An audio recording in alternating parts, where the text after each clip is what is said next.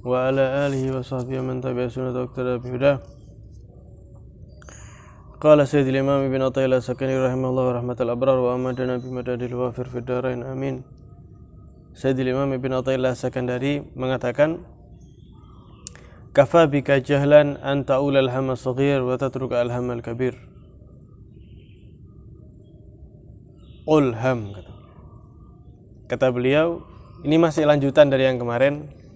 Beliau menyatakan, cukup sebuah kebodohan bagimu jika kamu lebih memikirkan perkara yang kecil dan kamu meninggalkan perkara yang besar sebetulnya.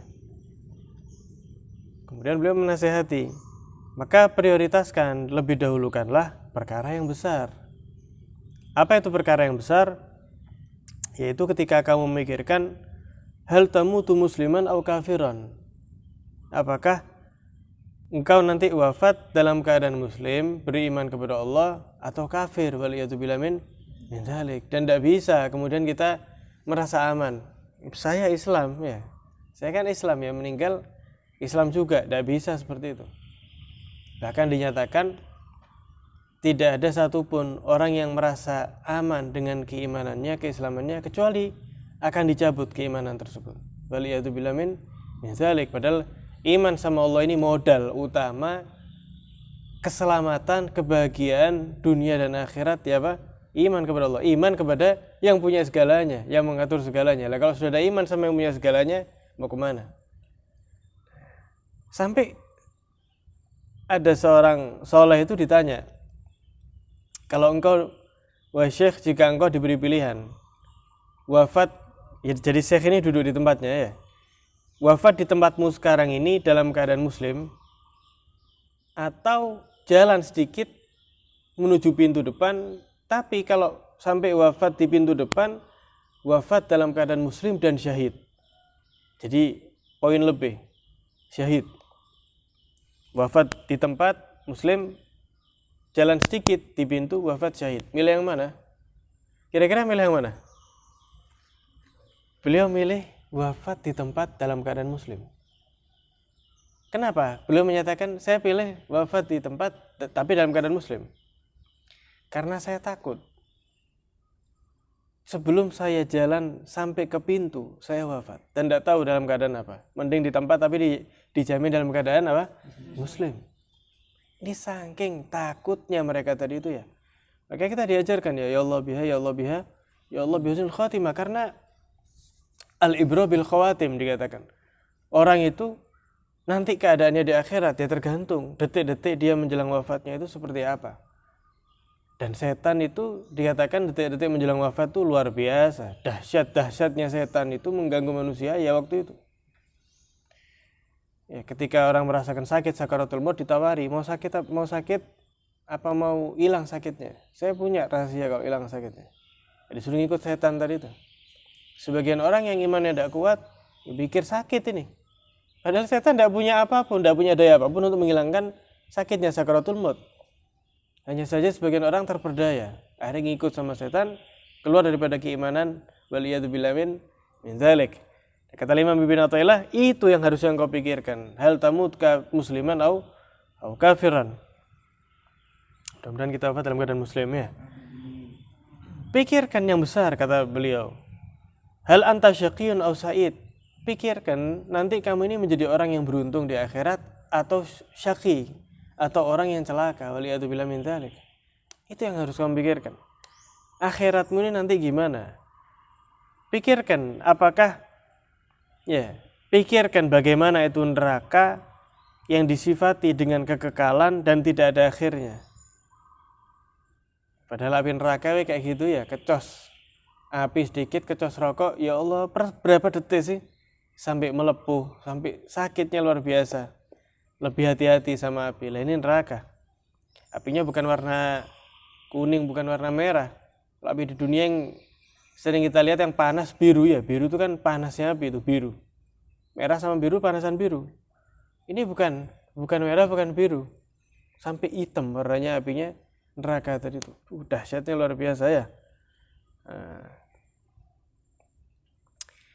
Kemudian pikirkan kamu nanti menerima catatan amalan kamu ini dengan kanan atau kiri. Yang mana kalau sudah menerima dengan tangan kanan, berarti ini alamat sudah.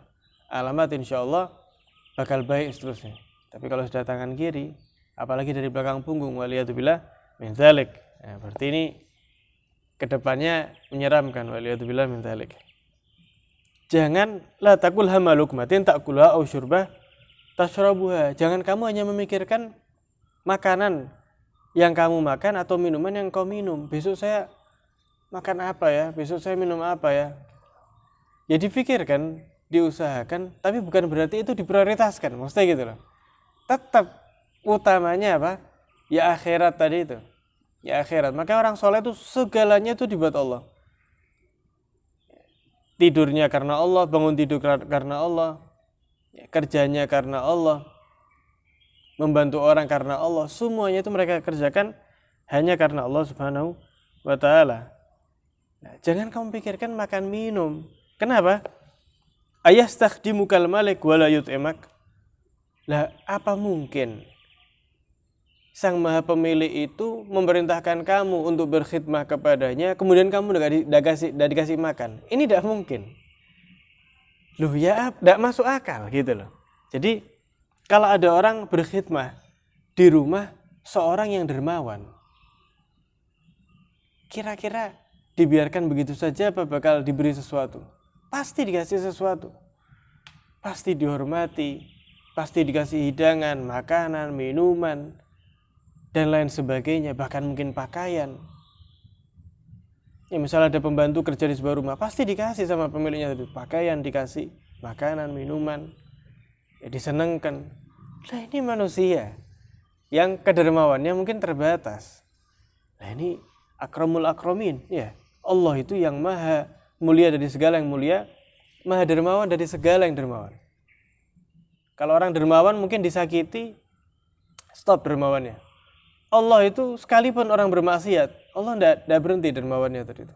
Maha pemaaf, ya maha pemberi. Loh, apa masuk akal? Kamu ini di dunia khidmah kepada Allah, beribadah kepada Allah, kemudian tidak dikasih makan minum, ditelantarkan. Mungkin tidak? Tidak mungkin. Atakunu fi dari dhiyafah wa tadi, apakah mungkin kamu ini di tempat jamuannya Allah dan kamu kemudian disia-siakan? Mustahil. Makanya itu difikirkan boleh, tapi jangan sampai mengalahkan akhiratnya. Loh, nyari makan, tapi melupakan yang ngasih makan. Nah, ini kan aneh ya. Nyari nasi, tapi lupa sama yang menciptakan lahannya padi, yang menciptakan padi. Nyari rupiah, nyari uang, tapi lupa sama yang punya dia, bahkan yang punya segalanya. Nah, ini kan aneh ya. Jadi Imam Ibn Athaillah mengajarkan kepada kita ini diajarkan memprioritaskan dalam berpikir gitu loh. Mana yang kita full, mana yang secukupnya, untuk apa? Ya untuk kesenangan, kebahagiaan, keselamatan kita sendiri. Gitu loh, untuk keselamatan kita sendiri. Lah kalau bukan dari sekarang kapan lagi? Jangan sampai ya dunia kita melebihi daripada akhirat kita, ya kebalik ini. Ya talakbat kalau katanya ya orang Arab itu. Jadi kebalik-balik. Kemudian beliau menyatakan inna ahabba ma yuta'allahu bih as-sigah bih.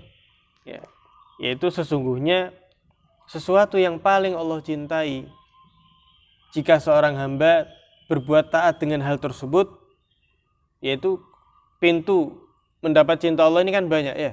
Tapi pintu yang paling Allah suka itu as-sigah bih, yaitu yakin, mantap dengan Allah Subhanahu wa ta'ala. Itu Allah paling suka. Makanya ya, di antara rahasia doanya para wali itu dikabulkan. Kenapa? Karena dia mantap gitu loh.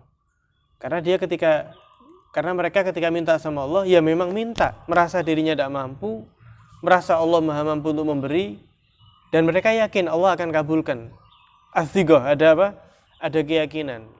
Nah kalau orang ya kebanyakan kan enggak minta, ya Allah minta apa misalnya, ya Allah minta sepeda motor, tapi ini dikasih wis tidak apa-apa wis misalnya. Jadi apa? Tidak ada kemantapan gitu loh. Seakan-akan nguji, tidak apa-apa wis. Tidak ada siko di dalamnya. Tapi para wali, para orang soleh kayak gitu. Mantep. Kemudian yang terakhir, lian takuna khamilan ghaira dzati sid fid dunya khairun laka min an takuna khamilan yaumal qiyamah. Jika kamu menjadi orang yang khamil, menjadi orang yang memiliki karakter al-khumul, yaitu tidak tenar, tertutup, tidak banyak yang kenal di dunia, itu lebih baik dibanding kamu harus tidak terkenal nanti ketika di akhirat. Justru sebetulnya al-khumul yaitu tidak ingin menampakkan diri. Khumul itu apa? Tidak ingin dikenal sama orang. Nah, kalau ternyata dikenal sama orang banyak, menjadi masyhur, setidaknya dia minta apa? Khumul. Ada ya Habib Abu Bakar bin Abdillah Al-Attas yang sering kita ceritakan, itu beliau bilang, saya minta sama Allah selalu dijabah kecuali satu. Saya minta khumul. Ternyata sama Allah apa? Sama Allah udah dikasih. Kenapa? Karena Allah ya yang maha mengetahui supaya Habib Abu Bakar ini berkahnya meluber kemana-mana dengan kemasyhuran beliau. Jadi satu-satunya apa? Beliau minta khumul, minta sama Allah khumul. Termasuk yang di hadapan kita ini, Sayyidil Imam Habib Abdul Qadir bin Alwi Asghaf, sosok yang sangat khumul sekali. Ya, khumul ini apa? Tidak pengen dikenal sama orang. Sampai dinampakkan oleh Habib Muhammad bin Idrus Al-Habsyi yang di Surabaya itu. Nah, beliau Habib Muhammad ini yang memperkenalkan kepada muslimin, khususnya yang ada di kota Tuban ini, tentang siapa sebenarnya sosok Sayyidil Imam Habib Abdul Qadir bin Alwi Asghaf. Ya, mereka kayak gitu, khumul ya, khumul. Tapi kalau ternyata ada di antara mereka yang masyhur, yaitu karena kehendak Allah pengen seperti itu. Lain ya, antara masyhur, antara populer, terkenal, dan ingin terkenal, ini beda jauh, gitu loh. Mereka yang masyhur, ya, daripada kalangan para habaib, para kiai, para ulama, ya karena Allah berkehendak seperti itu. Allah berkehendak seperti itu. Ya jangan pas nanti suudzon, timbul suudzon. Wah ini nyari uang ini misalnya. Ini pengen tenar, ini gini, ini gitu. Itu kita, penyakitnya itu apa? Ada diri kita, bukan. Kalau kita memandangnya apa? Ya karena Allah ingin memasyhurkan orang tersebut, mudah-mudahan apa? Menjadi manfaat gitu loh. Nah, tapi rasa ingin populer itu untuk mengukur kita sendiri, bukan untuk mengukur orang lain, Kata beliau, kamu khumul di dunia itu ahsan daripada kamu khumul di akhirat. Ternyata pas di akhirat dia tidak masyhur. Ya apa caranya masyhur di akhirat? Yaitu dengan mendapat cintanya Allah. Dikatakan dalam sebuah hadis, idza ahabballahu abdan, ketika Allah cinta kepada seorang hamba, ya nada Jibril, dia akan Allah Ta'ala akan memanggil malaikat Jibril seraya menyatakan, ya Jibril ini uhibbu fulanan fa'ahibbah. Ya Jibril, saya telah cinta, saya sudah ridha kepada hamba saya ini fulan bin fulan fa'ahibbah, maka cinta ya Jibril hambaku tadi. Lebih dari itu, malaikat Jibril kemudian berkumandang untuk seluruh penduduk langit seraya menyatakan, ya ahlas sama, wahai seluruh penduduk langit, innallaha yuhibbu fulanan bin fulan fa'ahibbu. Allah Ta'ala telah mencintai hambanya si fulan bin fulan, maka cintailah hamba tersebut. Itu penduduk langit, segitu banyaknya jumlahnya mereka kenal dengan orang tersebut, bahkan mencintai hamba tersebut, sehingga ya menjadi hamba yang masyhur di akhirat. Mudah-mudahan kita dijadikan oleh Allah SWT hamba yang pintar-pintar ya, memprioritaskan apa yang perlu diprioritaskan, menempatkan semua pada posisinya, amin ya rabbal alamin, menjadi hamba yang ya khumul di dunia, insyaallah masyhur di akhirat, amin ya rabbal alamin. Sallallahu alaihi wasallam.